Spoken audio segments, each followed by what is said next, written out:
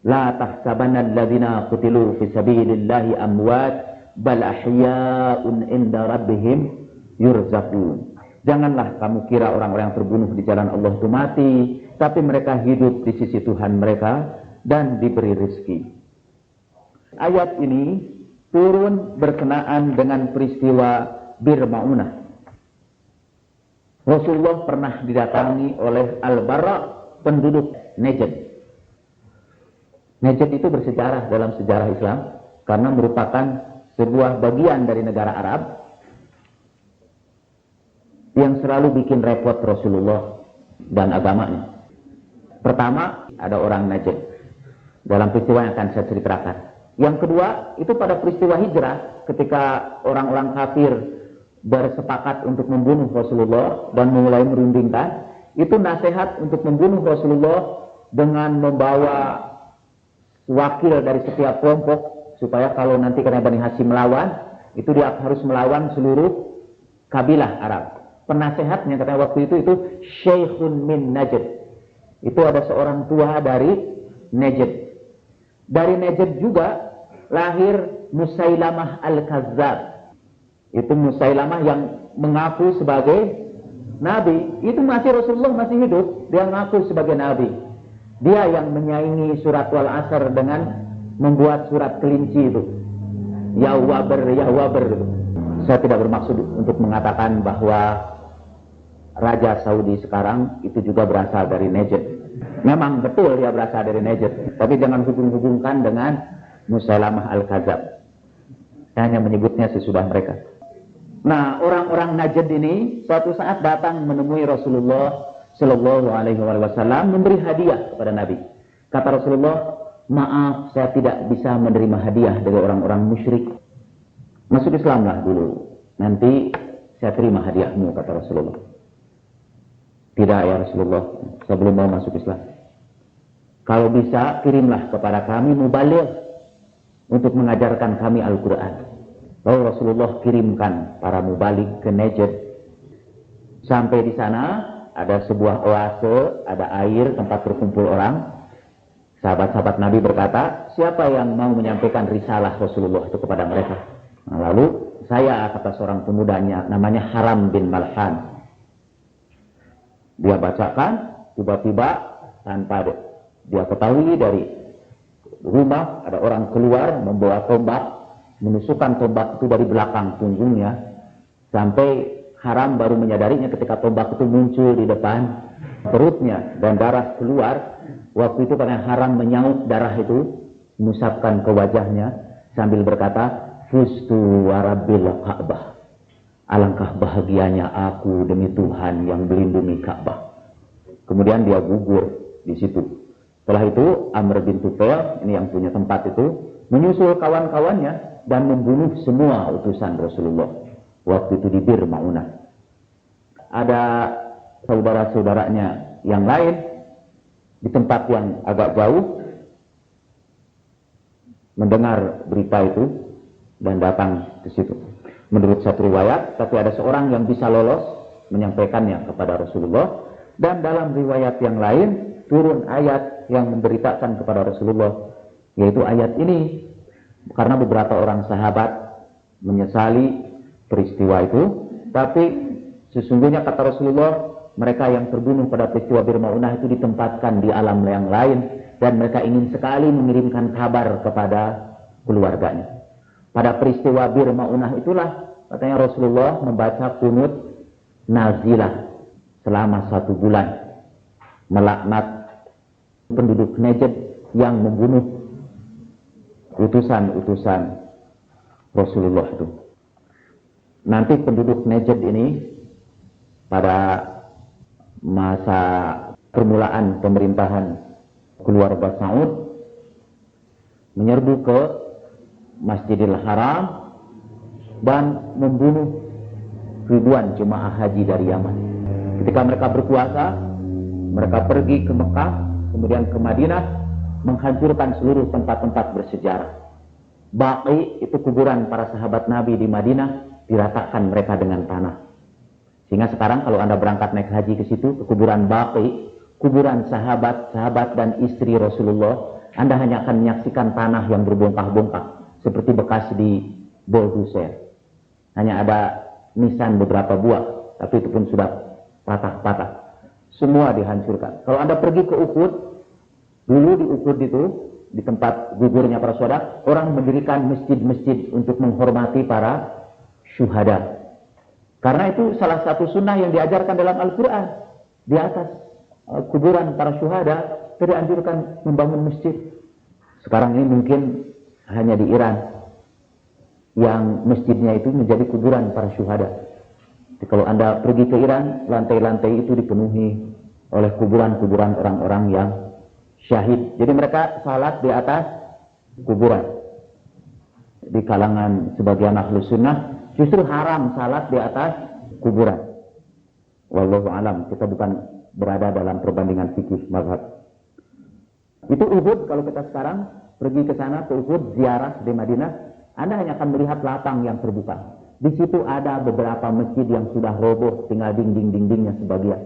Ada Masjid Hamzah di situ, itu hanya tinggal beberapa dindingnya, yang lainnya sudah dirobohkan.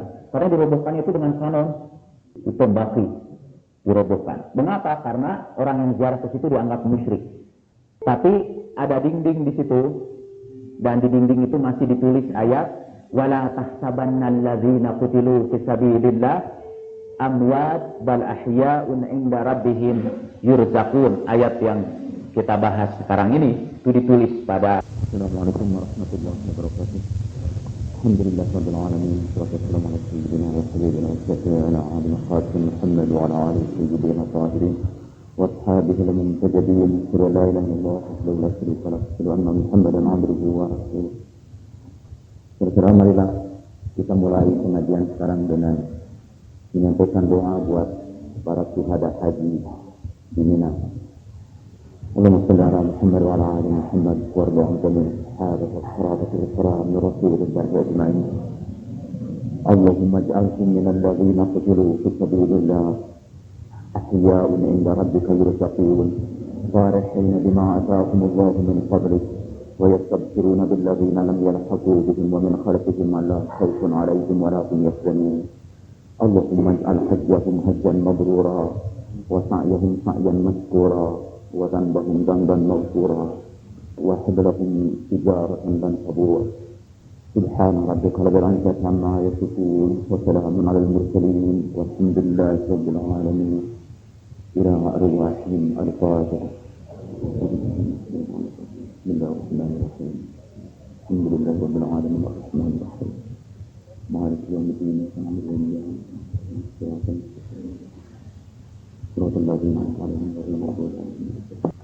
Pada pelajaran tafsir ini sebagai penghormatan kepada para sahabat akan membahas surat Ali Imran ayat 156, 157 dan 158. Ya ayyuhalladzina amanu la takunu kalladzina kafaru wa qalu li ikhwanihim idza darabu fil ardi aw kanu ghizza law kanu 'indana ma matu wa ma qutilu liyaj'alallahu dzalika hasratan fi qulubihim wallahu yuhyi wa yumiit wallahu bima ta'maluna basir. Wa la in qutiltum fi sabilillah aw mittum la maghfiratun min Allah wa rahmatun khairun mimma yajma'un wa la in mittum aw qutiltum la ilallahi tuhsyarun. Di ujung ayat ini ada ayat wallahu bima ta'maluna basir. Begitu yang ditulis dalam Quran kita. Quran yang kita baca adalah Quran yang mengikuti qiraat hafaz. Dan hafaz membaca dengan ta, bima ta'maluna basir. Ibnu Katsir dan qari ahli Kufah selain Asim membacanya dengan ya, wallahu bima ya'maluna basir. Kemudian di sini ada kata wala in qutiltum fi sabilillah aw muttum. Jika kamu terbunuh di jalan Allah atau kamu mati, aw muttum. Dibaca musuh. Ahli Kufah selain Asim membacanya mittum atau mittum. Dalam bahasa Arab itu kata mata, kalau di tasrif mata, matau, matat, mit, nah, dan seterusnya itu berubah menjadi mut. Tapi ada juga yang mengucapkan mut. Karena itu dalam ayat ini au muttum, ada yang membaca au muttum. Ahli Kufah selain Asim dan Nafi membacanya muttum. Hafaz dalam qiraat Hafaz dibaca muttum juga, kecuali dalam ayat ini. Jadi kecuali dalam ayat-ayat ini dibaca muttum. Jadi kalau Anda periksa Al-Quran yang Anda miliki sekarang, kata muttum hanya terdapat pada ayat-ayat ini. Pada ayat yang lain, Hafaz membacanya mittum. Misalnya dalam surat Al-Mu'minun, surat 23 ayat 35, dalam Quran yang Anda miliki, itu disebut aya'idukum annakum idza mittum wa kuntum turaban wa 'idhaman innakum mukhrajun. Itu dibaca mittum. Kemudian yang terakhir, kemudian surat yang terakhir, khairum mimma yajma'un dalam ayat 157. Mimma yajma'un itu dibaca dengan ya oleh Hafaz seperti dalam ayat ini, juga Asim, tetapi yang lain membacanya dengan ta, mimma tajma'un. Apa pengaruhnya perbedaan qiraat ini terhadap penafsiran ayat ini akan kita jelaskan nanti. Setelah kita baca sekali lagi ayat ini. Ya ayyuhalladzina amanu, hei orang-orang yang beriman, la takunu kalladzina kafaru, janganlah kamu seperti orang-orang kafir. Wa qalu li ikhwanihim, mereka berkata kepada saudara-saudaranya, idza darabu fil ardi, apabila saudara-saudaranya itu bepergian jauh di bumi, au kanu hujja, atau mereka itu pergi berperang, bepergian jauh misalnya untuk melakukan ibadah haji atau pergi berperang. Orang-orang kafir itu berkata kepada saudara-saudaranya, kalau saudara-saudaranya itu mau pergi jauh atau pergi berperang, mereka berkata, lau kanu indana ma matu wa ma utilu, seandainya mereka tidak pergi dan tinggal bersama kami di sini, tentu mereka tidak mati dan tidak terbunuh. Liyaj'alallahu dzalika hasratan fi qulubihim, dengan begitu Allah menjadikan penyesalan dalam hati mereka. Wallahu yuhyi wa yumiit, ketahuilah Allah lah yang menghidupkan dan mematikan. Wallahu bima ta'maluna basir, sesungguhnya Allah mengetahui apa-apa yang kamu lakukan. Kalau dibaca dengan ta', kalau dibaca dengan wallahu bima ya'maluna basir, sesungguhnya Allah mengetahui apa-apa yang mereka lakukan. Maksudnya dilakukan oleh orang-orang kafir itu. Wala in qutiltum, jika kamu terbunuh fi sabilillah, di jalan Allah, au muttum, atau kalian mati, la maghfiratu minallah, tentu kalian mendapat ampunan dari Allah, wa rahmah, dan rahmat, khairun, lebih baik, mimma yajma'un, dari apa-apa yang dikumpulkan mereka. Kalau dibaca dengan ya, wa mimma tajma'un, mimma tajma'un, apa-apa yang kamu kumpulkan. Kalau dibaca dengan ta, wala in muttum aw qutiltum la ilallahi tuhsarun, jika kamu mati atau kamu terbunuh, maka kepada Allah lah kamu semua akan dikembalikan. Menurut Al-Quryabi, Ibnu Jarir, Ibnu Munzir, Ibnu Abi Hatim dari Mujahid, ayat ini turun asbabun nuzulnya berkenaan dengan ucapan Abdullah bin Ubay bin Salul dan kelompok kaum munafik. Dahulu di zaman Rasulullah ada sahabat-sahabat Nabi yang menyatakan keislaman secara lahir tapi menyimpan kekafiran di dalam hati mereka. Itu yang kita sebut sebagai orang-orang munafik, dan jumlah mereka cukup banyak di sekitar Nabi menurut Al-Quran. Wahai Muhammad, di sekitar kamu dan di kalangan penduduk Madinah itu banyak sekali orang-orang munafik. Ayat ini berada pada rangkaian ayat yang menjelaskan peristiwa perang Uhud ketika pasukan Rasulullah Shallallahu Alaihi Wasallam banyak yang terbunuh. Malahan dalam perang Uhud itu sebagian besar sahabat-sahabat Nabi melarikan dari medan pertempuran. Bahkan ada yang kita sebut sebagai sahabat-sahabat besar Rasulullah. Itu pun besar juga dalam melarikan diri. Ayat sebelumnya, sebelum ayat tadi, yaitu ayat 155, memang bercerita tentang perang Uhud. Innal ladzina tawallaw minkum yaumal taqal jam'an. Sesungguhnya orang-orang yang lari dari kamu pada hari bertemunya dua pasukan, innama istazallahumus syaitanu biba'di ma kasabu. Sesungguhnya mereka digelincirkan setan karena perbuatan mereka. Walaqad 'afallahu anhum. Kemudian Allah memaafkan mereka. Innallaha ghafurun halim. Sesungguhnya Allah Maha Pengampun dan Maha Penyayang. Waktu itu banyak sekali pasukan Rasulullah yang terbunuh dalam perang Uhud itu. Ada 4 orang dari kalangan Muhajirin dan hampir 70 orang dari kalangan Ansor. Dalam tafsir Mizan itu ada daftar nama-nama orang-orang yang terbunuh pada perang Uhud itu. 4 orang dari kaum Muhajirin itu menarik karena 3 orang di antara mereka pemuda. 1 orang lagi ialah Hamzah, paman Rasulullah Shallallahu Alaihi Wasallam. Ada yang bernama Syammas bin Utsman. Syammas artinya bersinar-sinar seperti matahari, dari kata syam.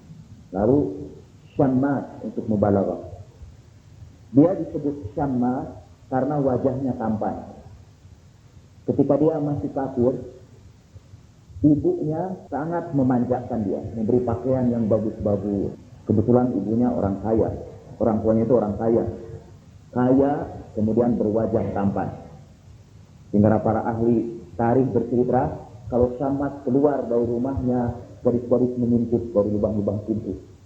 Itu mungkin orang-orang Arab juga menggambarkannya begitu. Terpesona dengan keindahannya. Dia dipenjarakan karena masuk Islam, tapi sudah berhasil meloloskan diri dan gugur di dalam perang Uhud. Tidak diceritakan apakah dia sudah pernah beristri atau tidak. Sudah gugur dalam perang Uhud. Kemudian ada Mus'ab bin Umair. Anda tahu Mus'ab bin Umair adalah pemuda yang diutus Rasulullah ke Madinah sebagai perintis dakwah yang pertama. Mus'ab bin Umair juga berasal dari keluarga kaya raya, dari kelompok elit lah di Mekah. Tapi kemudian dia tinggalkan kekayaannya dan hidup sangat sederhana. Dia hijrah mula-mula ke Habsyi, menurut satu riwayat. Kemudian dia hijrah ke Madinah. Dan kemudian dalam perang Uhud, dia hijrah pada Allah Subhanahu wa Ta'ala. Sehingga Nabi menggelari Mus'ab bin Umair sebagai orang yang hijrah 3 kali. Hijrah ke Habsyi, hijrah ke Madinah, dan hijrah menemui Allah Subhanahu wa Ta'ala. Ketika dia tinggal bersama Nabi, hidupnya sangat sederhana. Pakaiannya compang-camping. Sehingga pernah ketika Rasulullah berkumpul dengan sahabat-sahabatnya, Mus'ab bin Umair lewat. Lalu Rasulullah pernah meneteskan air matanya. Beliau berkata, lihatlah oleh kalian seseorang yang sudah menukarkan kemewahan dunia dengan kenikmatan agama. Kata Rasulullah memuji Mus'ab bin Umair. Nah, tokoh kita ini meninggal dalam perang Uhud. Satu lagi adalah Abdullah bin Jahaz yang sudah sering saya ceritakan kepada Anda kisahnya. Dengan tidak bermaksud untuk membuat Anda bosan, tapi dengan latar belakang yang berbeda, saya ingin ceritakan kembali. Abdullah bin Jahaz itu ketika pergi menuju perang Uhud, berunding dengan Abdullah bin Mas'ud untuk bersama-sama berdoa. Abdullah bin Mas'ud, seperti kita ketahui, tidak terbunuh pada perang Uhud itu. Dia sempat hidup sampai di zaman Utsman bin Affan, zaman Khalifah Utsman. Abdullah bin Mas'ud, Anda kenal, adalah orang yang dikeroyok di masjid Rasulullah, dilemparkan keluar masjid sampai patah tulang rusuknya. Dan waktu itu Siti Aisyah keluar dari hujrahnya, dari kamarnya, sambil membawa sandal Rasulullah dan pakaian Rasulullah. Siti Aisyah berkata, "Hei kaum muslimin, lihat baju Rasulullah belum lusuh, sandal Rasulullah belum kusam, tapi kalian sudah meninggalkan sunnah Rasulullah." Ibnu Mas'ud tidak terbunuh dalam perang Uhud. Dia meninggal dunia di zaman Khalifah Utsman. Dan dia dilemparkan dari masjid atas perintah Sayyidina Utsman radhiyallahu anhu. Nah, pada waktu menjelang perang Uhud, dua Abdullah ini, satu Abdullah bin Mas'ud dan satu lagi Abdullah ibnu Jahaz. Dalam sejarah Islam itu banyak sekali tokoh yang namanya Abdullah. Jika kalau kurang-kurang hafal, keliru kita. Nah, kedua Abdullah ini berunding, bagaimana kalau sebelum perang ini kita berdoa dulu lah yang khusus. Kita cari tempat. Dan keduanya mencari tempat berdoa. Saya tidak menceritakan doa Abdullah bin Mas'ud, tapi doa Abdullah bin Jahaz. Abdullah bin Mas'ud yang berdoa, berikan kepadaku musuh yang kuat dalam perang itu. Kemudian berikan kepadaku kemampuan untuk mengalahkannya. Kemudian Abdullah bin Jahaz menyusul berdoa, ya Allah, berilah aku musuh yang lebih kuat dari musuh Abdullah bin Mas'ud, sehingga dalam pertempuran itu aku terbunuh. Lalu hilang hidungku dan hilang telingaku. Nanti di hari akhirat kalau kau tanya kepadaku, hei Abdullah, kemana hidung dan telingamu? Aku akan berkata di hadapanmu dengan bangga, semuanya hilang karena membela agamamu. Dan seperti doanya, pada perang Uhud itu Abdullah bin Jahaz meninggal dunia. Saya ceritakan di sini. Waktu Rasulullah memeriksa jenazahnya bersama Abdullah bin Mas'ud, Rasulullah melihat hidungnya tidak ada dan telinganya tidak ada, persis seperti doa dia. Waktu itu kata Abdullah bin Mas'ud meneteskan air mata dan berkata, Abdullah, doa kamu lebih baik dari doaku. Abdullah bin Mas'ud. Satu lagi Hamzah yang tidak akan kita ceritakan di sini karena sudah sangat terkenal. Di samping itu hampir 70 orang-orang Ansor yang terbunuh dalam perang Uhud itu. Sebagian sahabat ada yang melarikan diri seperti dalam ayat ini, innal ladzina tawallaw minkum. Siapa yang melarikan diri itu? Saya akan bacakan berdasarkan pengakuan para sahabat sendiri, supaya kalau saya yang menyebutkan nanti saya dianggap mencemarkan kehormatan sahabat. Jadi kita dengarkan laporan langsung dari sahabat sendiri. Dikeluarkan dari Ibnu Jarir, dari Khalid. Ini saya baca dalam Tafsir Ad-Durrul Mansur, Tafsir bil Ma'thur yang ditulis oleh Jalaluddin As-Suyuti Asy-Syafi'i. Khataba Umarun yaumal Jumu'ah faqara'a Ali Imran. Satu hari Umar berkhutbah pada hari Jumat dan membaca Ali Imran, ayat yang kita baca hari ini. Innal ladzina tawallaw minkum yaumal taqal jam'an, itu yang dibaca oleh Umar. Kemudian Umar bercerita, pada waktu terjadi hari Uhud, kami ini terkalahkan. Kafarartu, lalu aku melarikan diri. Hatta sa'adtul jabal, sampai aku naik ke puncak gunung yang jauh. Wan nasu yaqulun, dan manusia berkata, qutila Muhammad, Muhammad sudah terbunuh. Itu dari Sayyidina Umar radhiyallahu anhu. Jadi Umar termasuk yang fafarar, atau melarikan diri. Kemudian ini laporan sahabat yang lain. Abdurrahman bin Auf, ceritanya di zaman Utsman bin Affan. Abdurrahman bin Auf itu sahabat karib Utsman bin Affan, sehingga dengan strategi Abdurrahman bin Auf lah Utsman kemudian menjadi khalifah.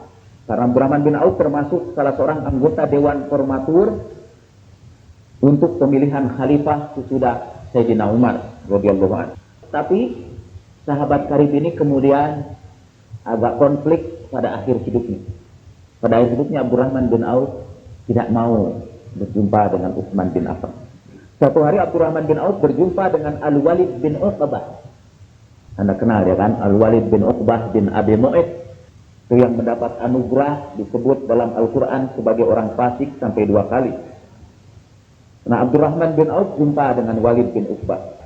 Walid berkata kepada Abdurrahman, "Mali araka jakauta amiral mu'minin Utsman." Kenapa aku tidak lihat engkau datang menghadiri Amirul Mukminin Utsman? Waktu itu Utsman sedang jadi khalifah. Lalu Abdurrahman berkata kepadanya, kepada Al-Walid, "Akhbirhu," sampaikan kepada Utsman, "Anni lam afir yawma ainain yaqulu yawma Uhud." Katakan kepada Utsman, aku tidak lari pada perang Uhud. Walam atakhallaf min Badar, dan aku pun tidak termasuk orang yang tidak ikut perang Badar. Walam atruk sunnata Umar, dan aku tidak meninggalkan sunnah Umar. Apa maksudnya Abdurrahman bin Auf berkata begitu? Maksudnya dia menyindir Utsman karena dia melarikan diri pada hari Uhud, tidak ikut perang Badar, dan meninggalkan sunnah Umar. Marah katanya Walid. Fakhabarza bidzalika Utsman. Lalu dia beritahukan kepada Utsman. Lalu Utsman berkata, setelah itu saya laporkan ucapan para sahabat itu. Amma qauluhu inni lam afir yawma ainin fa kaifa yu'iruni bidzalik faqad afallahu anni. Kalau dia mengatakan aku tidak lari pada perang Uhud, kenapa dia mempermalukan aku? Aku melarikan diri dari perang Uhud, padahal Allah sudah memaafkan aku. Kan ayat itu tadi berbunyi, innal ladzina tawallaw minkum yawmal taqal jam'an innamastazallahumush syaitan bi ba'di ma kasabu wa laqad 'afallahu anhum. Dan ketika kamu melarikan diri pada waktu bertemunya kedua pasukan, sesungguhnya setan menggelincirkan mereka lantaran sebagian perbuatan mereka. Walaqad afallahu anhum, dan Allah sudah memaafkan mereka. Jadi kata Utsman, kenapa dia mempermalukan aku? Aku lari dari Uhud, toh Allah sudah memaafkan aku.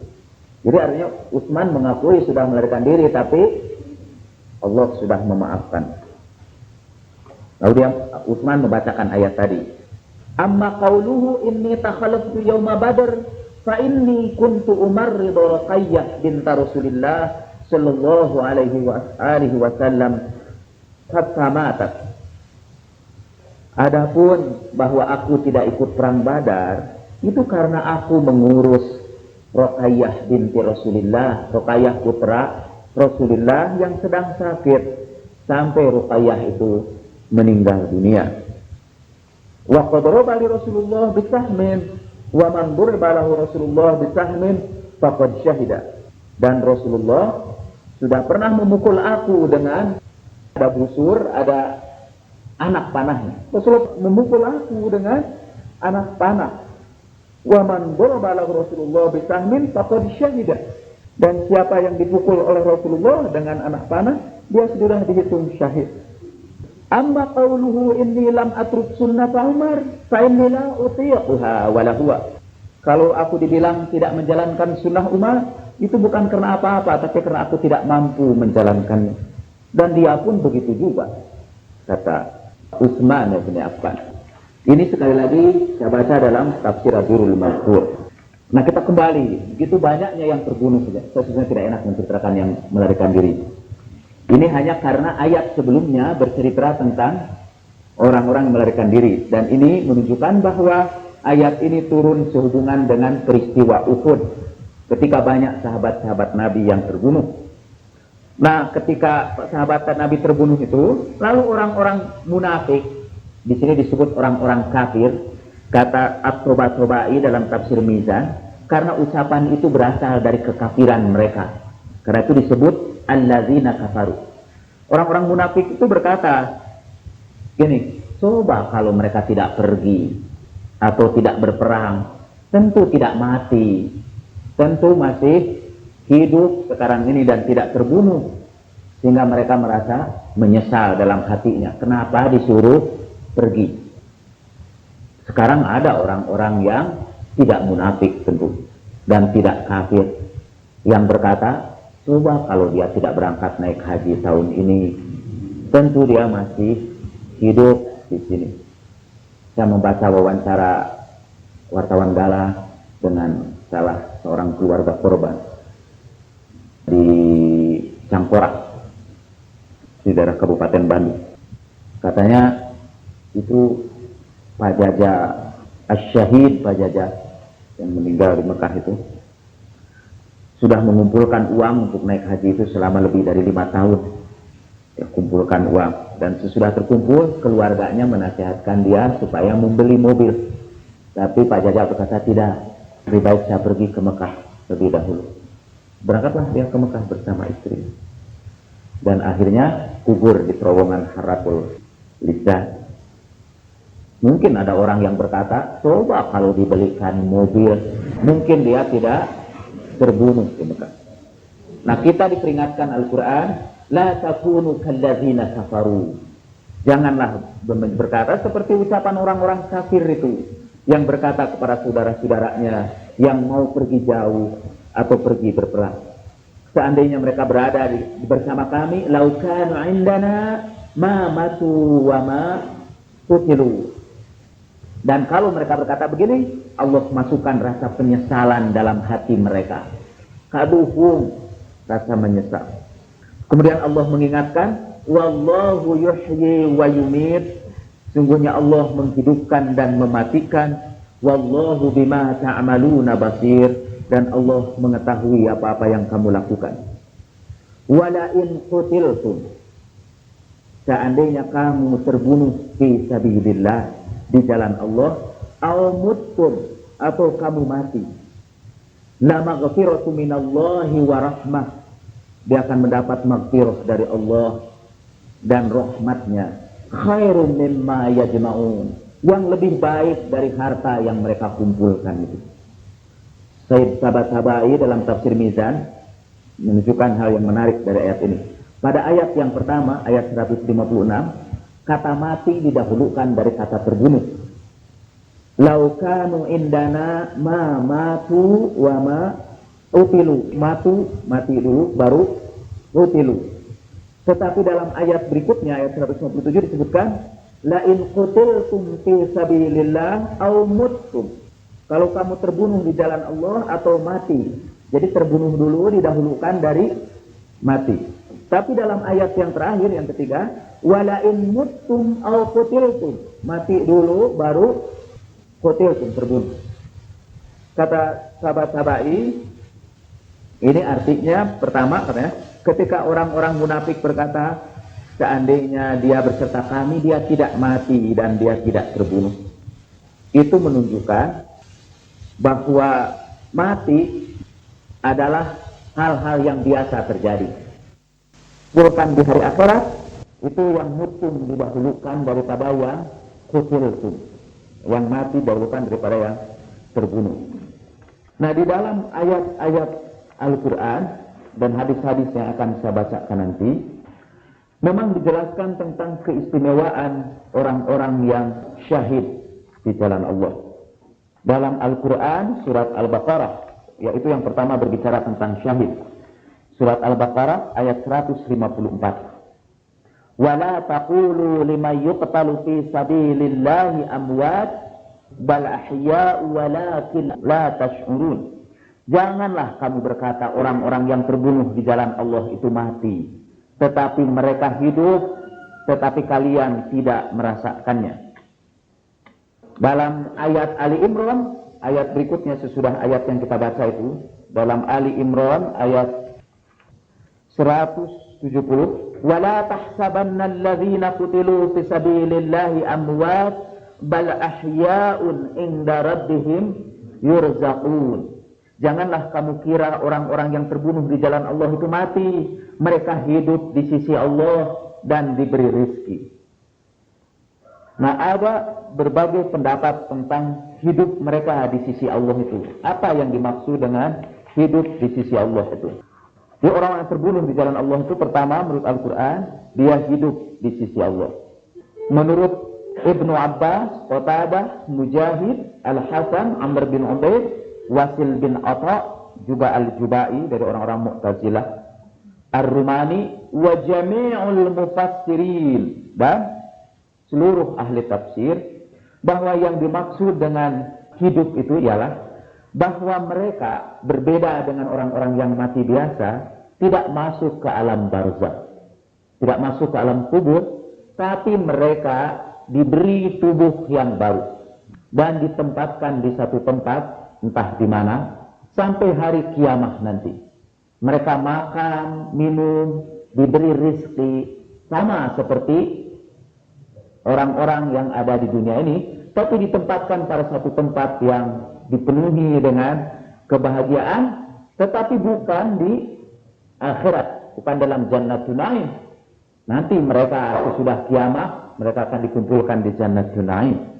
Begitu menurut para mufassir, berdasarkan beberapa hadis yang terlalu panjang untuk kita bacakan di sini. Sebagian lain seperti Al-Balkhi berkata bahwa yang dimaksud dengan hidup itu begini katanya. Waktu itu orang-orang musyrik berkata, sahabat-sahabat Muhammad membunuh dirinya dengan ikut perang itu. Lalu Allah ingin mengingatkan, tidak, mereka tidak terbunuh, mereka akan dihidupkan kembali pada hari kiamat nanti dalam kehidupan yang penuh kenikmatan. Begitu kata Al-Balkhi. Jadi tidak pindah ke alam yang lain, tapi ini hanya sebagai peringatan kepada orang-orang kafir yang tidak percaya adanya kehidupan kembali pada hari kiamat. Kata pengarang tafsir Majma'ul Bayan ini, lam yadhkur dzalika ghair, tidak ada yang sependapat dengan dia ini mufassir yang lain. Jadi dia sendirian yang berpendapat seperti itu. Ada ya juga yang berpendapat bahwa kata hidup di situ hidup dalam arti majazi.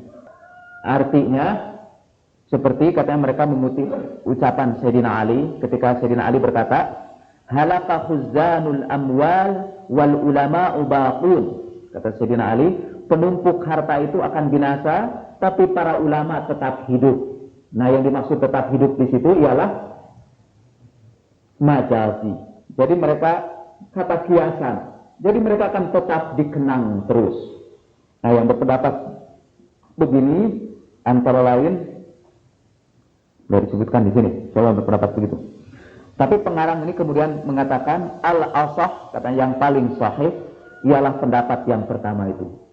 Yang disepakati katanya karena di situ ada ijma'ul mufassirin, karena di situ ada ijma' dari para mufassirin bahwa yang dimaksud dengan hidup itu ialah mereka hanya berpindah ke alam yang lain dan masih tetap hidup. Malahan menurut asbabun nuzul ayat yang ke-169 masih dalam surat Ali Imran, wala tahsabanna alladziina qutilu fi sabilillahi amwat bal ahya'un inda rabbihim yurzaqun farihina bima atahumullahu min fadli wa yastabshiruna billadziina lam yalhaqu bihim wa min khalfihim wala khaufun 'alaihim wala hum yahzanun. Janganlah kamu kira orang-orang terbunuh di jalan Allah itu mati. Mereka hidup di sisi Tuhan mereka dan diberi rezeki. Mereka berbahagia dengan apa yang diberikan Allah kepada mereka berupa karunia-Nya, dan mereka juga ingin bergembira dengan orang-orang yang belum menyusul mereka di belakang mereka, supaya tidak ada rasa takut bagi mereka dan tidaklah mereka berduka cita. Dalam beberapa hadis, antara yang diriwayatkan oleh Al-Hakim dalam Sahih dan dia mensahihkannya, juga Al-Baihaqi dalam Ad-Dalail dari Ibnu Abbas, dan riwayat lain dari Jabir bin Abdullah, diriwayatkan juga oleh Tirmidzi, Ibnu Khuzaimah, Tabrani, Al-Hakim, Ibnu Mardawi, Al-Baihaqi, dari Jabir bin Abdullah. Jabir putra Abdullah. Abdullah itu meninggal pada perang Uhud itu. Jabir bin Abdullah Al-Ansari, jadi dia orang Ansor. Waktu itu Rasulullah melihat memanggil Jabir yang kelihatan sedih, panggil. Mengapa Anda sedih? Kata Rasulullah. Ya Rasulullah, istashhada abi wa taraka iyalan wa daina. Ya Rasulullah, bapakku syahid dan dia meninggalkan keluarga dan utang. Lalu kata Rasulullah, ala ubashiruka bima laki Allahu bihi abah.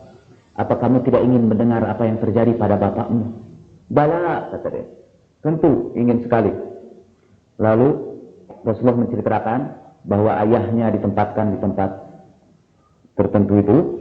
Kemudian Allah berkata kepadanya, min wara'il hijab, dari belakang hijab. Allah berkata kepada Abdullah, ayahnya Jabir, ya abdi tamanna alayya atik, hei hambaku, sebutkan keinginanmu kepadaku, aku akan beri kamu karuniaku. Lalu Abdullah berkata, ya Rabbi tahyini fa'aqtul fi kasaniyah. Ya Allah, Tuhanku, hidupkan aku kembali supaya aku berperang untuk kedua kalinya. Dalam riwayat yang lain, karena para syuhada itu ketika ditanya oleh Allah, tamannu atikum, sebutkan keinginanku kepadaku, aku akan berikan kepadamu. Lalu mereka berkata, ya Allah, kembalikanlah aku supaya aku berperang lagi bersama Rasulullah dan terbunuh untuk kedua kalinya. Lalu Allah Ta'ala berkata kepadanya, sabaqa minni annahum la yarji'un. Itu sudah jadi ketentuanku bahwa mereka tidak akan kembali, tidak bisa dikembalikan lagi. Ay Rabbi fa'ablir mawarai. Kalau begitu ya Allah, sampaikanlah kepada orang yang di belakangku itu, maksudnya kepada orang-orang yang masih hidup, gembirakan mereka bahwa sesungguhnya aku berada dalam kebahagiaan besertamu. Jadi ingin disampaikan. Kemudian Allah turunkanlah ayat ini, la tahsabanna alladzina qutilu fi sabilillahi amwat bal ahya'un inda rabbihim yurzaqun.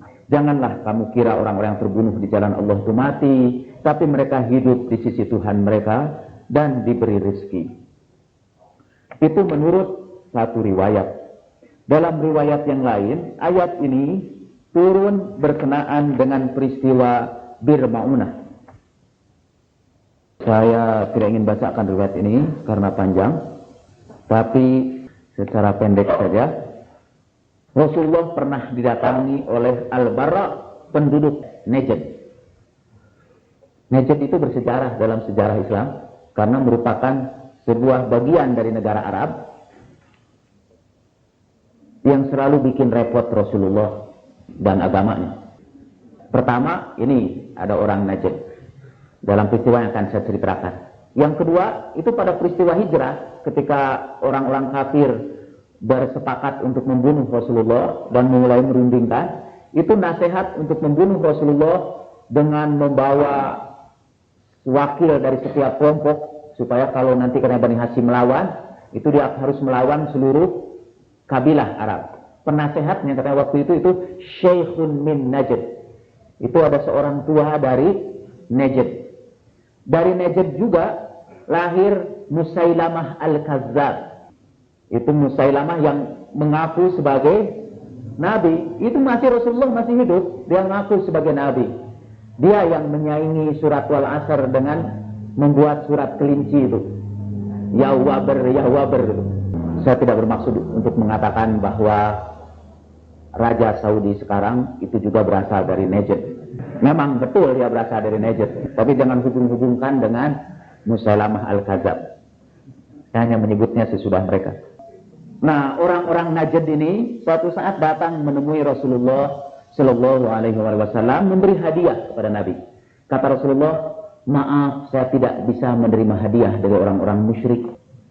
Masuk Islamlah dulu, nanti saya terima hadiahmu, kata Rasulullah. Tidak ya Rasulullah, saya belum mau masuk Islam. Kalau bisa, kirimlah kepada kami mubaligh untuk mengajarkan kami Al-Quran. Lalu Rasulullah kirimkan para mubaligh ke Najd.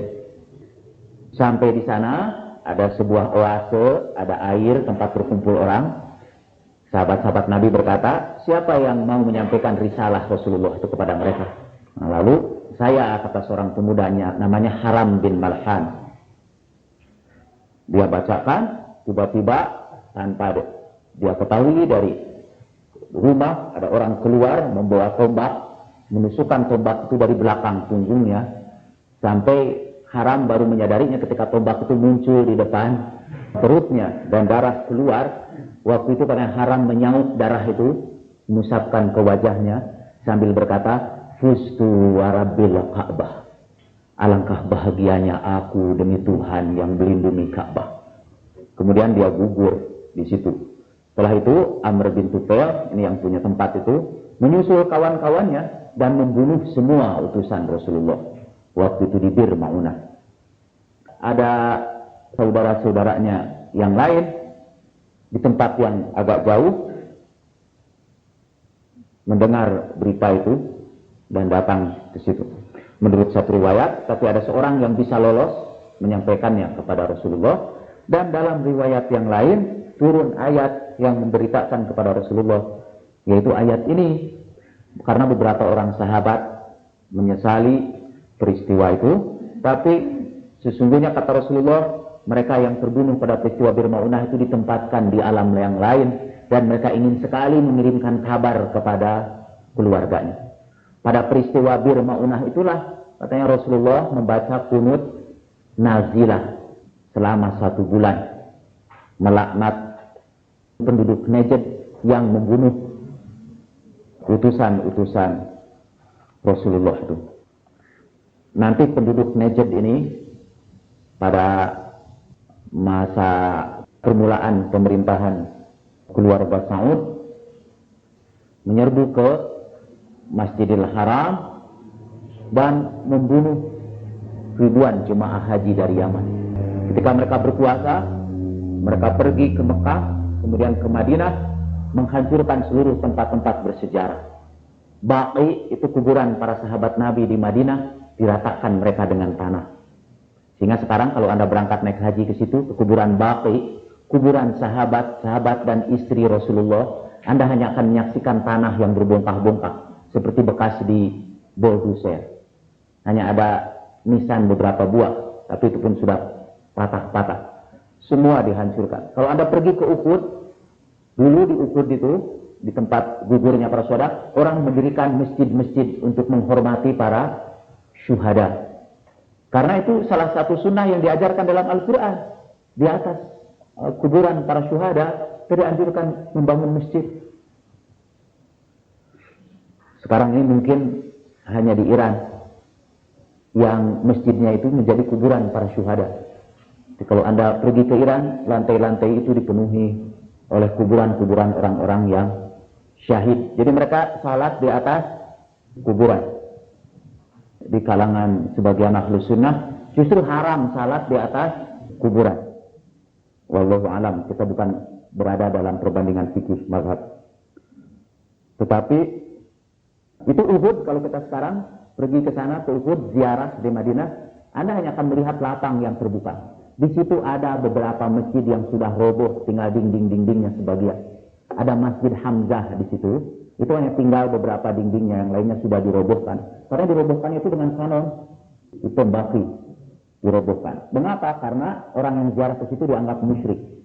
Tapi ada dinding di situ, dan di dinding itu masih ditulis ayat, wala tahsabannal ladzina qutilu fi sabilillah amwat bal ahya'un 'inda rabbihim yurzaqun. Ayat yang kita bahas sekarang ini itu ditulis pada dinding Uhud itu. Waktu saya datang ke situ bersama istri saya dan kelompok saya ziarah ke situ, saya baca ayat itu, tiba-tiba berdiri bulu kuduk saya. Bukan takut, karena saya yakin bahwa di situ sekarang para syuhada itu menyaksikan kedatangan kami. Karena itu kemudian saya panggil orang-orang yang saya kenal di situ. Ya Hamzah, amma Rasulillah sallallahu alaihi wasallam, ya Abdullah bin Jahash. Saya sebut orang-orang itu, sampaikanlah salam kami kepada Anda semua. Saya bacakan gitu. Assalamualaikum ya syuhada Uhud, antum lana salaf wa inna insyaallah bikumul lahiqun. Saya menangis terisak-isak di situ. Padahal saya termasuk orang yang sukar menangis di sini. Membayangkan para syuhada yang gugur di situ. Di samping juga saya terharu karena tempat-tempat itu sudah dihancurkan. Saya diwawancari editor untuk laporan utamanya tentang peristiwa Mina. Editor tanya, bagaimana pendapat Bapak tentang usaha pemerintah Saudi untuk menguburkan mereka secara massal? Waktu itu sekarang khawatir juga itu dimuat. Kalau dimuat, saya tidak akan bisa pergi ke Mekah. Saya mengatakan di situ, salah satu di antara ciri paham Wahabi ialah tidak menghormati kubur. Kalau kebiasaan kita menghormati kubur itu diterapkan di Saudi, itu sudah tidak jalan. Jadi kalau mereka dikuburkan di Saudi, jangan ada harapan bahwa keluarganya bisa menjenguk kuburnya. Tidak akan ada kuburnya. Dikuburkan begitu saja dan tidak diberi tanda-tanda. Kuburan di Saudi itu tidak ada tanda-tanda sama sekali. Ini siapa, ini siapa. Jangankan orang-orang kecil kan, sahabat-sahabat Nabi, Ummahatul Mukminin, istri Rasulullah yang ada di Baqi itu, keluarga Rasulullah, Imam Ja'far As-Sadiq, Zainal Abidin, yang dimakamkan di Baqi, semua hilang sekarang. Tidak ada tanda-tandanya. Apalagi orang Indonesia yang katanya menurut berita dari pikiran rakyat, para petugas Saudi itu melemparkan mayat begitu saja ke mobil-mobil itu. Bahkan ada yang masih hidup pun berkata mau diambil oleh suaminya, dilemparkan juga ke dalam mobil itu. Saya tidak tahu apakah saya harus tertawa atau menangis. Itu menunjukkan betapa kurangnya penghormatan mereka terhadap ini. Padahal mereka ini syuhada. Dan syuhada adalah orang yang paling patut dihormati. Itu menyentuhnya saja berkah. Kata Rasulullah, ada 2 tetesan. Tidak ada tetesan yang lebih dicintai Allah kecuali 2 macam tetesan. Qatrah. 1 tetesan darah orang yang terbunuh di jalan Allah. Dan 1 lagi tetesan air mata orang yang bangun di tengah malam kemudian merintih di hadapan Tuhannya. Itu 2 tetesan yang sangat dicintai Allah, tapi sekarang diperlakukan sebagai bangkai dan dilemparkan begitu saja. Jadi kalau dikuburkan di sana, kecillah harapan buat kita untuk bisa menziarahi mereka. Saya mendukung usul pemerintah Indonesia supaya kaum muslimin itu yang paling tidak, kaum muslimin Indonesia itu dikuburkan di tempat yang sama, di satu blok gitulah. Sehingga walaupun tidak diberi tanda, setiap tahun para jemaah haji Indonesia saya kira harus berziarah ke tempat itu, ke tempat yang sama. Paling tidak setiap tahun. Saya pun insya Allah kalau pergi naik haji ke Mekah lagi, saya ingin ziarah ke tempat para syuhada Indonesia ini. Saya ingin tabarruk dan tawasul kepada mereka. Mereka adalah orang-orang yang beruntung sebetulnya, yang meninggal syahid. Dan itu kematian yang tidak ada yang lebih berharga dari kematian yang seperti itu. Dan bukan mati kan, mereka hidup tempat yang lain. Kata Rasulullah, fawqa kulli barbar, di atas segala kebajikan itu ada kebajikan. Di atas seluruh kebaikan ada kebaikan, kecuali orang yang mati syahid. Saya cerita kemarin di hadapan ibu-ibu, kalau kita berbuat baik, mesti ada orang yang lebih baik lagi dari kita. Misalnya kalau kita kurban tahun ini 1 ekor, kita kalah oleh yang kurbannya 2 ekor. Kalau kita kurban 2 ekor, kita kalah oleh yang kurbannya 7 ekor. Kecuali orang yang mati syahid, itu tidak ada yang mengalahkan kebaikan mereka. Kecuali para anbiya. Tapi orang-orang biasa, tidak ada yang bisa mengalahkan orang yang mati syahid. Mereka hidup di sisi Allah. Dan nanti katanya pada hari kiamat, itu luka-luka dan darahnya itu akan bersinar-sinar. Al-Quran mengatakan, sampai orang-orang di hari kiamat itu berkumpul di sekitar orang yang mati syahid itu dan berkata, naqtabis min nurikum. Kami ingin ikut numpang pada cahaya kamu. Dari bekas lukanya memancar aroma harum. Wewangian karena penghormatan yang diberikan Allah kepada orang-orang yang mati syahid. Ayat yang kita bahas sekarang menyebutkan yang pertama yang diberikan Allah kepada orang yang mati syahid ialah maghfirah, ampunan. Orang yang mati syahid dimaafkan seluruh dosanya kecuali utang. Itu disebutkan dalam hadis. Orang-orang mati syahid diampuni seluruh dosanya kecuali utangnya. Mengapa? Karena utang itu urusan dia dengan sesama manusia yang harus diselesaikan oleh keluarganya. Orang yang mati syahid dimaafkan seluruh dosanya. Dan yang kedua, berdasarkan beberapa hadis yang terlalu panjang kita baca di sini, orang yang mati syahid tidak mendapat azab kubur, tidak mendapat siksa kubur. Jadi maksud azab kubur itu banyak pendapat tentang itu, tapi pokoknya penderitaan yang terjadi di alam kubur sebelum diadili Allah pada hari kiamat nanti. Di alam kubur itu tidak dimasukkan ke neraka, sebab masuk neraka dan surga itu terjadi pada yaumul qiyamah. Di alam kubur itu ada perasaan menderita lah. mungkin katanya perasaan kesepian, perasaan takut di alam kubur itu. Itu yang disebut azab kubur. Nah, orang yang mati syahid tidak menderita azab kubur karena mereka memang tidak memasuki alam kubur, mereka hanya pindah ke alam yang lain. Dalam hadis yang diterima dari Sayyidina Ali karramallahu wajhah, akan diceritakan kalau seorang meninggal dunia, itu diadakan dulu semacam upacara perpisahan, a farewell ceremony, al-wada', ucapan perpisahan. Jenazah itu oleh Allah Subhanahu wa taala dihadapkan kepada seluruh kekayaan yang dia miliki. Kemudian jenazah itu, mayit itu akan berkata, dahulu aku mengumpulkan kamu ini dengan seluruh tenagaku. Seluruh waktuku aku habiskan untuk mengumpulkan kamu. Sekarang apa yang akan kamu titipkan kepadaku? Lalu hartanya berkata, khud anni kafanak. Ambillah dariku kain kafanmu. Jadi kekayaan itu hanya sanggup menyumbangkan kain kafan saja.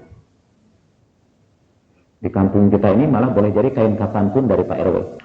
Kemudian katanya dia dihadapkan kepada seluruh keluarganya. Ada upacara juga yang tidak kita ketahui.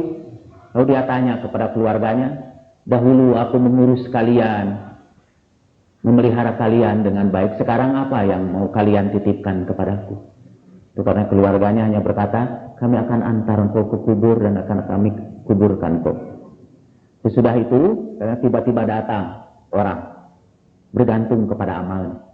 Ada orang datang dengan wajah yang ceria, bersinar, dengan harum yang semerbak, wajah yang ramah. Dia menyambut kedatangan dia.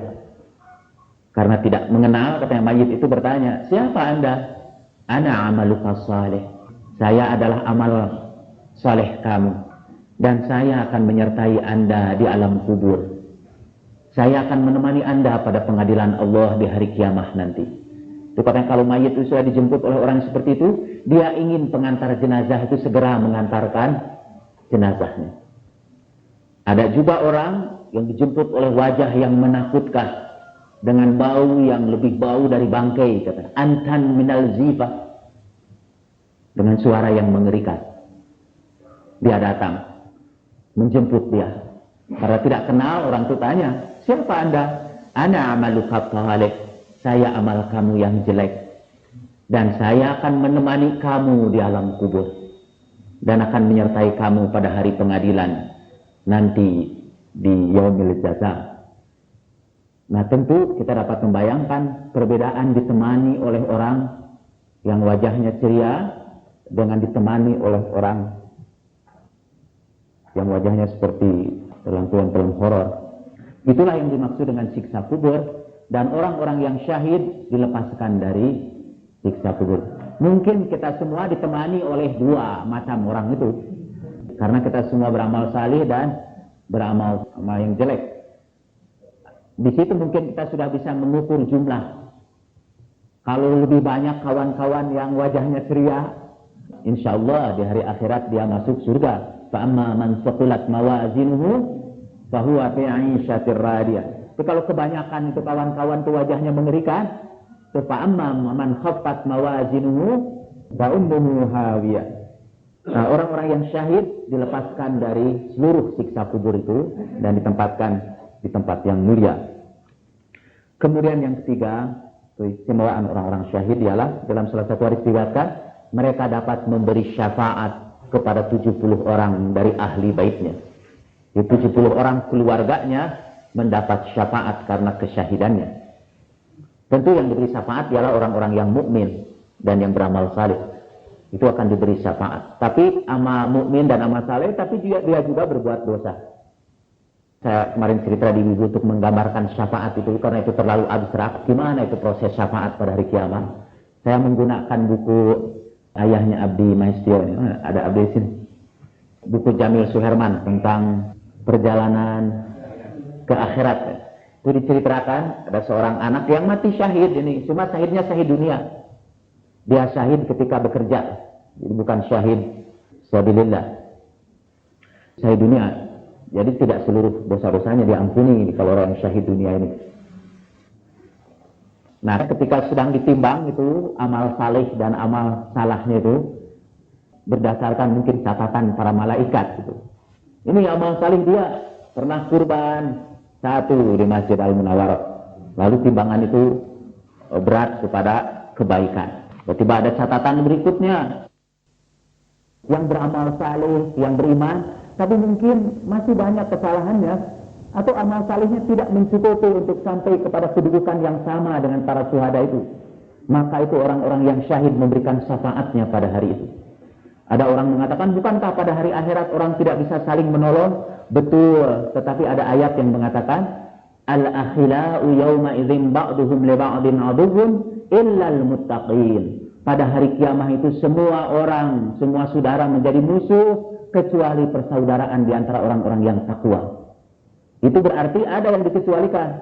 Selain orang yang takwa itu tidak bisa saling menolong, tapi orang yang syahid bisa menolong 70 orang di antara keluarganya. Malah kalau dalam Majma'ul Bayan, dari hadis yang diterima dari Sayyidina Ali, mereka itu bahkan bukan saja bisa memberi syafaat kepada 70 orang di keluarganya, bahkan bisa memberi syafaat kepada tetangga-tetangganya di dunia ini. Jadi beruntung sebetulnya kalau kita mempunyai orang yang meninggal syahid. Itu di antara keutamaan-keutamaan para syuhada. Dan kita boleh tawasul dengan orang-orang yang syahid itu. Orang-orang yang terbunuh dalam perang Badar, itu kita boleh tawasul kepada mereka. Itu kalau orang-orang NU, mungkin termasuk saya juga sekarang. Jadi saya jadi orang NU sekarang. Mereka sering tawasul dengan ahli Badar. Kalau memberangkatkan jemaah haji, mereka antar dengan tawasul dengan ahli Badar. Orang-orang yang meninggal dalam perang Badar itu. Tawasalna bi bismillah wa bil hadi rasulillah wa kulli mujahidin lillah bi ahlil badri ya Allah. Kami tawasul dengan bismillah, kami tawasul dengan Rasulullah yang membawa petunjuk, kami tawasul kepada setiap orang yang syahid, yang berjuang di jalan Allah. Khususnya kami tawasul dengan ahli Badar ya Allah. Itu dan bisa mereka antarkan itu. Dulu saya anggap itu musyrik dulu, karena itu saya tidak pernah tawasul. Sekarang setiap saya dengar salawat Badar, saya selalu dilanda keharuan karena saya tawasul dengan para syuhada di jalan Allah. Ilahi sallimil ummah minal afati wan niqmah wa min hammin wa min ghummah bi ahlil badri ya Allah. Ilahi selamatkanlah umatku salimil ummah dari segala kejelekan dan segala bencana, minal afati wa niqmah wa min hammin wa min ghummah, dari segala derita dan kesulitan, bi ahlil badri ya Allah, dengan para syuhada Badar ya Allah. Jadi itu tawasul, dan kita boleh tawasul kepada mereka. Minta doa kepada para syuhada itu boleh. Minta doa kepada mereka. Tawasul itu minta doa. Seperti kalau Anda mau ke Mekah minta doa kepada saya mau ke Mekah, doakan saya, itu namanya tawasul. Dan saya kira seluruh mazhab sepakat boleh kan minta doa seperti itu. Itu orang-orang yang memusyrikan tawasul membolehkan meminta doa seperti itu, karena mereka selalu mengadakan acara minta doa. Minta doa. Hanya kata mereka yang musyrik itu tawasul kepada yang sudah mati. Kalau kita semadzhab dengan mereka, betul itu kalau bukan kepada para syuhada. Tapi kan orang-orang syuhada tidak boleh disebut mati. Wala tahsabanna alladzina qutilu fi sabilillah amwat. Jangan kamu kira orang mati di jalan Allah itu mati. Bal ahya. Mereka itu hidup di sisi Allah dan diberi rezeki. Karena itu kita tidak berdosa tawasul kepada orang-orang yang syahid. Mereka berada dalam kedudukan yang terpuji di sisi Allah. Nah, saya ingin mengakhiri pembicaraan saya sekarang dengan membacakan hadis sebagian saya mungkin karena ini panjang. Hadis ini dari Sayyidina Ali karramallahu wajhah. Kalau orang karena sudah mulai berangkat mempersiapkan diri, maka dia sudah keluar dari dosa-dosanya, seperti keluarnya ular dari kulitnya. Biasanya ular sering berganti kulit dan keluar kulit yang bersih. Seperti itulah katanya orang berangkat untuk berjuang di jalan Allah, dia keluar dari dosa-dosanya. Tentu kita tidak boleh berkata seperti orang-orang kafir terhadap para jemaah haji itu dengan mengatakan seandainya tidak berangkat naik haji tentu mereka masih hidup dan beserta kita. Itu ucapan orang-orang kafir dan Allah akan menyiksa mereka dengan perasaan menyesal. Kita harus menyampaikan mungkin rasa syukur kepada Allah Subhanahu wa taala karena mereka gugur sebagai syuhada di jalan Allah. Kita tawasul kepada mereka. Yang pertama, tapi yang kedua, kita sudah menetapkan mereka ini syuhada, artinya terbunuh di jalan Allah. Dan persoalan kita sekarang ialah siapa pembunuh mereka itu? Mereka maktul, mereka terbunuh di jalan Allah. Dan kewajiban kaum muslimin untuk membalas para pembunuh. Dahulu katanya nih, saya mohon maaf hanya mencerita tentang konsep Sa'rullah. Itu kita disuruh misalnya kalau memanggil para syuhada itu, misalnya kalau memanggil Imam Hussein yang syahid di Karbala, kita menyebutkan ya Sa'rallah, hei Sar Allah. Nah, apa artinya Sar itu? Dahulu katanya di kalangan orang-orang Arab, mereka hidup dengan perasaan kabilah, perasaan kelompok, perasaan suku bangsa. Kalau ada salah seorang di antara kelompoknya dibunuh oleh kelompok yang lain, maka orang yang terbunuh itu disebut Sar dari kelompok itu. Jadi kalau ada salah seorang anggota Bani Hashim dibunuh oleh Bani Umayyah, maka anggota Bani Hashim itu disebut Sar Bani Hashim. Menurut kepercayaan orang-orang Arab waktu itu, kalau ada Sar, keluarga itu semua harus ikut berduka cita karena jatuhnya Sar ini. Dan kewajiban seluruh kabilah itu untuk membalas orang yang terbunuh itu. Kemudian datang Islam. Islam mengharamkan hidup untuk kesukuan itu. Islam sekarang hanya membagi kata dunia ini kepada dua kabilah saja. Satu kabilah Allah dan kedua kabilah Taghut. Selain pengikut Allah itu adalah pengikut Taghut. Itu kalau ada salah seorang di antara pengikut kabilah Allah itu yang terbunuh, maka dia menjadi Sarullah. Dia menjadi Sar Allah. Dan seluruh anggota kabilah Allah itu, yaitu kaum mukminin, harus membalas dendam. Membalas pembunuhan ini. Sampai Allah pun menyebut dirinya dalam Al-Quran, Al-Muntaqimun, sang pembalas dendam. Karena kalau kezaliman itu dibiarkan dan tidak kita balas, kezaliman itu akan berulang kembali. Dan tugas kabilah Allah untuk melenyapkan kezaliman, menuntut Sar Allah ini. Menuntut orang-orang berkenaan dengan Sar Allah itu, Sarullah. Nah, para anggota jemaah haji yang meninggal sekarang ini, itu Sarullah. Mereka adalah anggota-anggota kabilah Allah yang meninggalkan kabilah-kabilah yang lain, termasuk kabilah Indonesia. Mereka meninggalkan dan mengucapkan labbaik Allahumma labbaik, labbaik la syarika laka labbaik. Ya Allah, kami datang memenuhi panggilanmu, kami datang memenuhi panggilanmu. Itu kabilah Allah, anggota kabilah Allah.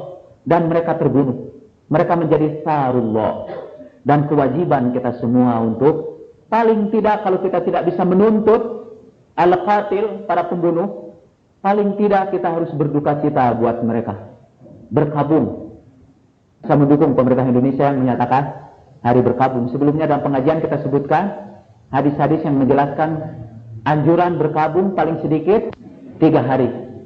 Nah, itu kemarin hari yang kedua, bendera di depan rumah saya masih terpasang. Ketika orang tanya, ini hanya 1 hari Pak. Saya bilang, mazhab saya 3 hari berkabung. Berkabung buat para syuhada itu. Dan lagi kewajiban kita paling tidak untuk ikut berduka cita bersama mereka. Dan kalau tidak sama sekali, berarti kita bukan bagian dari kabilah Allah. Kalau kita berduka cita juga tidak, malahan kemudian kita mengutuk para jamaah itu, menyalahkan mereka. Seperti yang dilakukan oleh pemerintah Arab dan Liga Arab. Mereka mengatakan ini karena jamaah tidak tertib, tidak disiplin, tidak mematuhi peraturan. Sudah syahid mereka, dituduh juga tidak tertib, tidak disiplin, tidak mentaati peraturan. Ini bukan saja menunjukkan bahwa mereka tidak berduka cita dengan kematian itu, apalagi memperlakukan mereka seperti itu, seperti yang diberitakan dalam Quran. Kalau Quran itu benar, dan saya juga benar, kalau melihat dari pengalaman-pengalaman kita selama melakukan ibadah haji. Yang menarik misalnya salah satu contoh ialah para jemaah haji itu kan dibekali gelang. Pemerintah Indonesia itu tidak bisa mengecek jenazah itu langsung ke rumah sakit. Selalu mereka hanya menerima laporan saja yang dalam huruf Arab. Yang kata petugas kan, mengapa terlambat itu karena mereka harus menerjemahkan laporan itu. Heran itu saya. Saya bisa menerjemahkan waktu itu juga, walaupun saya tidak tinggal di Arab. Tapi saya kira 1 menit itu bisa selesai itu.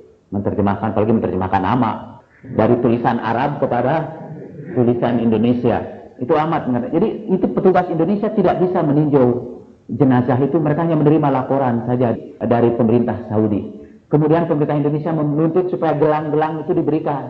Karena dalam gelang itu jelas ada identitas jamaah itu. Gelang pun tidak diberikan oleh pemerintah Saudi itu.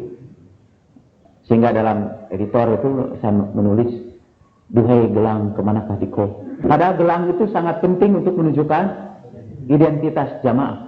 Mengapa itu gelang-gelang itu tidak diberikan? Mengapa Saudi tidak mempersilahkan wakil-wakil dari negara yang menjadi korban untuk meninjau langsung mengidentifikasi para jenazah itu? Pertama, ini hanya dugaan. Ini hipotesis, bukan suudzon. Bedanya hipotesis dengan suudzon ialah hipotesis didasarkan kepada data, walaupun data itu tidak lengkap. Suudzon tidak didasarkan kepada data sama sekali. Pemerintah Saudi ketika terjadi peristiwa itu, media Amerika mengatakan lebih dari 1.400 orang meninggal dunia. Kata Saudi waktu itu tidak, hanya sekitar 500 orang saja. Dan berita dari media Amerika itu katanya membesar-besarkan peristiwa itu. Itu kata Raja Naif. Sebetulnya namanya Pangeran Nayib. Tapi koran-koran di Indonesia menyebutnya Naif.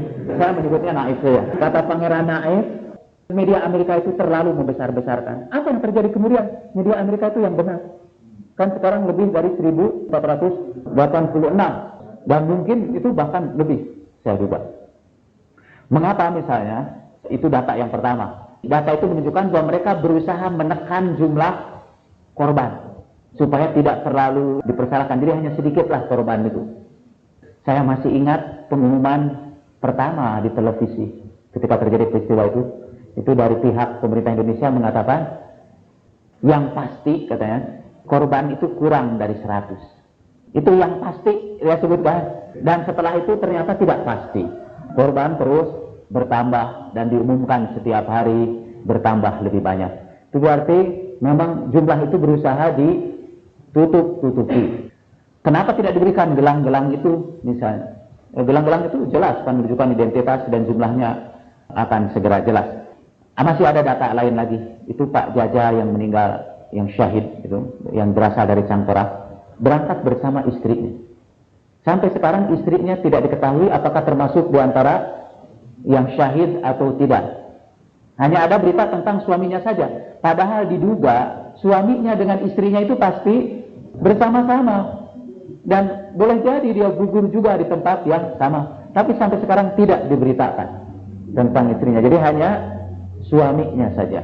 Memang pihak Saudi ada repot juga ini kalau begitu. Karena toh ada suami dan istri. Kalau pilih yang ini, tidak tahunya ini punya istri. Contoh yang lain adalah Allahumarham Profesor Dr. Ahmad Muhammad Sugito itu, profesor dalam ilmu faal di Universitas Gadjah Mada. Dia berangkat bersama istrinya dan adiknya. Pertama kali diberitakan yang meninggal adalah suaminya Profesor Ahmad Muhammad itu. Istrinya tidak diberitakan meninggal atau tidak. Universitas Gadjah Mada berkabung. Setelah itu menyusul, ternyata istrinya pun kemudian meninggal. Dan saya duga itu disusulkan karena kebetulan istrinya juga profesor, doktor juga. Kelihatan sekali kalau ini disembunyikan. Oleh sebab itu kemudian diberitakan tidak berapa lama kemudian. Sekarang ini banyak yang seperti Pak Jaja itu. Jadi hanya seorang saja yang diberitakan, yang lainnya tidak. Sehingga saya menduga jumlah jamaah yang meninggal di sana lebih besar daripada apa yang kita terima dalam pengumuman sekarang ini. Dan mereka sekali lagi adalah sarullah.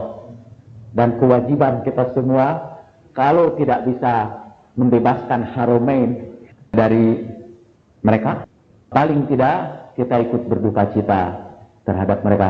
Percayalah, mereka semua insyaallah berada dalam naungan Allah Subhanahu wa taala, diampuni dosa-dosanya dan ditempatkan pada tempat yang mulia di sisinya.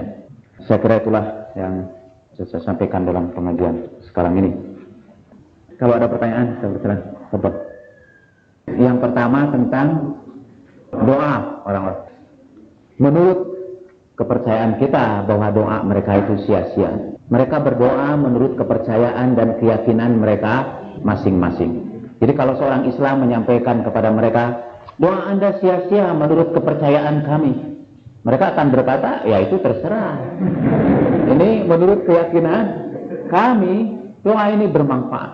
Itu yang pertama. Jadi barangkali tidak usah kita sampaikan kepada mereka. Yang kedua, kita melihat kalau ada di antara mereka yang mati, kita tidak berdoa kepada mereka. Waktu itulah kita sampaikan bahwa kita tidak berdoa karena itu sia-sia. Nah sekarang kebetulan mereka yang sedang mendoakan jemaah kita. Ada sebetulnya masalah filosofis dari pertanyaan itu yang sangat mendalam, dan tidak mungkin kita uraikan pada kesempatan yang singkat sekarang ini, yaitu tentang apakah amal orang-orang kafir itu diterima oleh Allah. Kita sudah pernah bicarakan di sini. Apakah doa mereka itu diterima oleh Allah atau tidak? Dan kita sudah pernah membicarakan di sini agak panjang, tapi secara singkat kita sebutkan ada 3 mazhab di kalangan kaum muslimin. Mazhab yang pertama berpendapat amal orang kafir termasuk doa-doa mereka tidak diterima Allah sama sekali. Berdasarkan ayat, Inna ad-dina indallahil Islam wa may yabtaghi ghairal Islam madina fala yuqbala minhu fa huwa fil akhirati minal khasirin. Satu lagi berpendapat, malah padanya pada kelompok ini ada yang lebih ekstrim lagi. Bukan saja orang kafir yang tidak diterima amalnya oleh Allah, tetapi juga orang-orang Islam yang lain yang tidak sependapat dengan saya, yang tidak satu mazhab dengan saya, ahli-ahli bid'ah, itu karena tidak diterima amalnya. Itu lebih ekstrim lagi. Malahan ada yang paling ekstrim di antara semuanya itu, yaitu bukan saja orang yang tidak segolongan dengan saya, yang tidak diterima oleh Allah, tapi juga yang tidak sependapat sama seperti pendapat saya, itu juga tidak diterima seluruh amalnya. Bukankah kita pernah mendengar, kalau haji kamu tidak ikut seperti haji saya ini, tidak sah haji kamu. Kan ada yang begitu kan? Kalau tidak ikut di ihram seperti kami ini, kalian tidak diterima. Dan itu jelas-jelas ditulis dalam sebuah makalah. Saya pernah baca. Saya tidak teringat kepada Rasulullah itu yang selalu mengatakan la haraj, ya. La haraj, tidak apa-apa. Orang beritahu jemaah, saya ya Rasulullah, saya mau tawaf ifadah dulu lah, baru melempar jumroh. La haraj, kata Rasulullah. Ya Rasulullah, saya mau menyembelih dulu lah, baru melempar. La haraj. Sampai 24 macam kata disebutkan oleh sahabat. Rasulullah dengan tersenyum selalu berkata, la haraj, tidak apa-apa. Itu Rasulullah dulu. Ulama kita sekarang tidak, haraj. Mazhab yang kedua berpendapat, amal orang-orang kafir itu diterima oleh Allah juga. Karena Allah itu adil. Dan lagi pula yang disebut amal salih, katanya siapapun yang melakukannya pasti disebut amal salih. Apakah katanya menolong orang yang teraniaya itu disebut amal salih kalau yang melakukannya orang Islam, dan maksiat kalau yang melakukannya orang kafir? Tentu tidak. Kita akan sebut itu amal salih, tidak peduli siapa yang melakukannya. Amal salih itu terletak pada dirinya. Lagi pula Al-Quran mengatakan, "Faman ya'mal mithqala dzarratin khairan yarah, wa man ya'mal mithqala dzarratin syarran yarah." Siapa yang beramal baik walaupun sebesar duri, sebesar biji sasawi, zarrah, dia akan melihatnya. Dan ditulis situ dikatakan faman, siapa saja. Jadi tidak disebutkan orang kafir atau orang Islam, tapi man. Begitu pula ada ayat Al-Quran yang lain yang diulang 2 kali dalam Al-Quran. Sesungguhnya orang-orang yang beriman, orang-orang Nasara, orang-orang Yahudi, orang-orang Sobiin yang beriman kepada Allah dan hari akhir, kemudian mereka beramal salih, mereka akan mendapatkan ganjaran di sisi Tuhan mereka. Nah, kata kelompok yang kedua itu menunjukkan bahwa orang-orang kafir itu asal beramal saleh, dan pokoknya iman kepada Allah dan hari akhir. Tidak iman kepada Rasulullah pun tidak apa, asal iman kepada Allah dan hari akhir. Itu mazhab yang kedua. Jadi kalau menurut mazhab yang kedua, itu doanya orang-orang Buddha sekarang, orang-orang Hindu, orang-orang Kristen itu insya Allah diterima Allah, karena itu merupakan kebaikan. Karena itu menurut mazhab yang kedua tidak usah kita menyampaikannya kepada mereka, malah harus kita syukuri, nuhun, terus ngiring berdoa buat kita semua. Mazhab yang ketiga itu yang terlalu panjang kita bicarakan. Mazhab ketiga itu mazhab saya. Yang kedua mazhab itu, saya anjurkan Bapak membaca kitab Al-Adlul Ilahi yang ditulis oleh Murtada Mutahari tentang mazhab yang ketiga itu. Pertanyaan Bapak itu pendek tapi semua memerlukan jawaban yang sangat panjang. Lalu yang kedua tentang berduka cita buat mereka. Berduka cita itu dalam Islam disebut ta'ziyah. Beberapa waktu yang lalu dalam perbandingan mazhab kita menceritakan tentang hadis tentang al-hidad. Hadis itu diriwayatkan dalam Sahih Bukhari. Dan Sahih hadis itu Rasulullah menganjurkan agar kita berduka cita buat orang-orang, terutama orang-orang yang syahid. Paling sedikit 3 hari, dan itu dalam Sahih Bukhari itu. Kecuali kalau istri terhadap suaminya, dia dianjurkan berduka cita selama 4 bulan 10 hari. Itu dalam hadis itu. Hadis ini sahih, riwayat Bukhari. Lalu tentang menangisi para syuhada, kita sudah jelaskan. Rasulullah menyuruh mereka menangisi para syuhada itu. Sampai ketika Ja'far terbunuh, Rasulullah berkata, untuk orang seperti Ja'far, hendaknya kamu menangis. Ketika Hamzah terbunuh, Rasulullah berkata, sayang Hamzah tidak ada yang menangisi. Kemudian para sahabat Ansor mengerahkan istri-istrinya untuk menangisi Hamzah. Dan setelah itu, kalau ada salah seorang keluarga Ansor yang meninggal dunia, mereka belum menangisi keluarganya sebelum menangisi Hamzah lebih dahulu. Nah, apakah perasaan duka cita itu salah? Ya? Tidak, kalau berdasarkan karena itu dianjurkan oleh Rasulullah Shallallahu Alaihi Wasallam. Apakah itu bertentangan dengan sikap syukur kita? Karena mereka sebetulnya sudah mati syahid. Nah, salah satu di antara ungkapan syukur kita kepada Allah ialah dengan melakukan duka cita seperti itu.